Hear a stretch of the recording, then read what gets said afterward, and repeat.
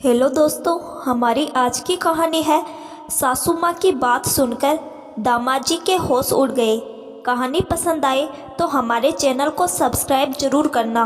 राधिका और रितेश ने अपने बेटे पुनीत और बहू कंचन को आशीर्वाद दे गृह प्रवेश कराया। दूसरे ही दिन राधिका और रितेश अपने बेटे की शादी के बाद घर जमाई बनने के ऐलान से पत्थर से हो गए थे।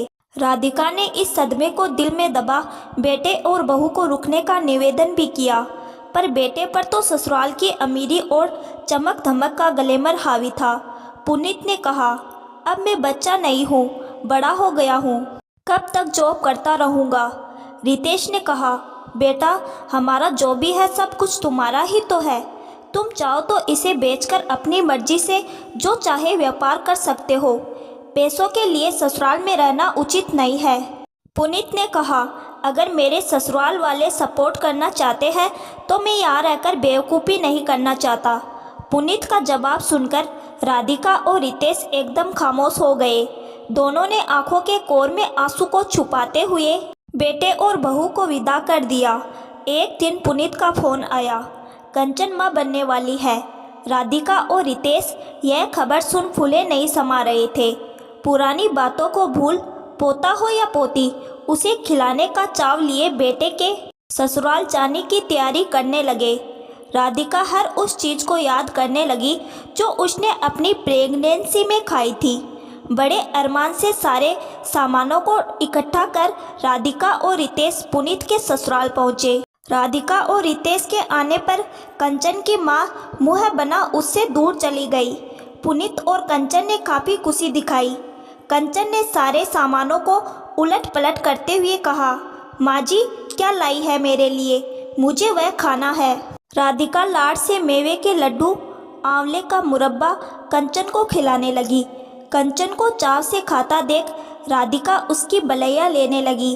तीसरा महीना लगते ही कंचन का पहला सोनोग्राफी हुआ, जिसमें बच्चा और जच्चा दोनों ही स्वस्थ थे।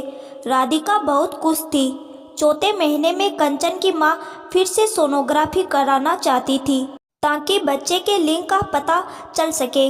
इस बात का पता लगते ही कंचन ने सोनोग्राफी के लिए जाने से इनकार कर दिया। राधिका ने कहा, समदन जी, सोनोग्राफी में बच्चे की शारीरिक संरचना, उसकी विकास देखना तो ठीक है, लेकिन लिंग जांच करवाना गैरकानूनी है। फिर सोनोग्राफी की रिपोर्ट पर भी भरोसा नहीं किया जा सकता। कंचन की माँ ने तुनक कर हाथों को नचाते हुए कहा, समदन जी, अगर बेटी हुई तो मेरी चिंता बढ़ेगी।